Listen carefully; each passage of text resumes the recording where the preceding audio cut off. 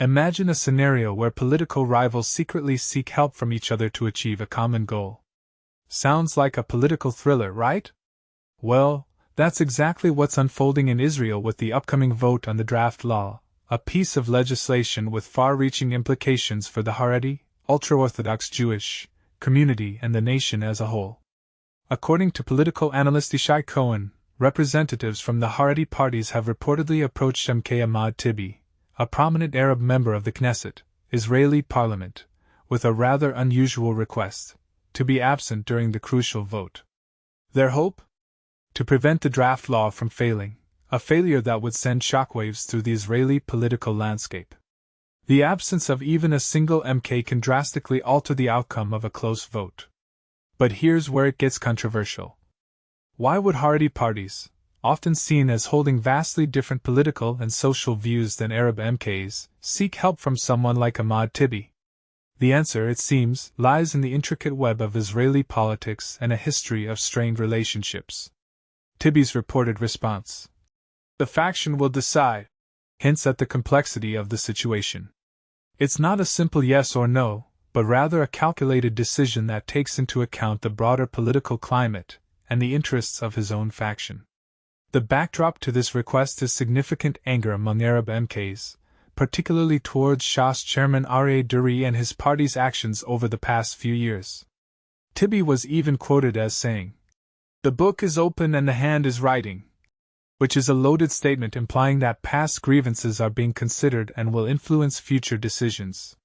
This adds another layer of complexity to the situation, suggesting that the vote on the draft law is not just about the law itself, but also about settling old scores and leveraging political power. Furthermore, it was reported on Channel 12 that the coalition has been reaching out to figures within the Aryeh party, led by Mansour Abbas, to explore the possibility of either supporting the draft law or abstaining from the vote. Aryeh, however, has responded with a firm, "Will certainly not save this coalition," citing the government's treatment of the Arab community during the past 2 years marked by war and internal strife. This refusal highlights the deep-seated distrust and animosity that exists between Aryeh and the current government, making any form of cooperation extremely difficult. And this is the part most people miss: the draft law vote has become a proxy battle for broader political grievances. However, Aryeh also left the door slightly ajar, indicating a willingness to engage in dialogue about potentially assisting the coalition in passing the law, but only in exchange for tangible progress on initiatives that Aryeh seeks to advance. This suggests that Aryeh is open to negotiation and sees the draft law as an opportunity to extract concessions from the government in areas that benefit the Arab community.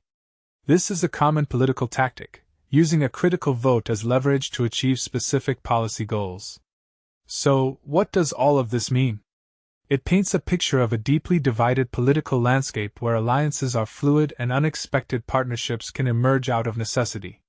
It raises questions about the true motivations of each player involved and the long-term consequences of this political maneuvering. Do you think Aryeh should leverage the situation to push for their initiatives, even if it means potentially supporting a law they fundamentally disagree with? Is it ethical for political rivals to cooperate on certain issues while remaining opposed on others? And ultimately, will these behind-the-scenes negotiations lead to a stable resolution, or will they further destabilize the already fragile Israeli political system? Let us know your thoughts in the comments below.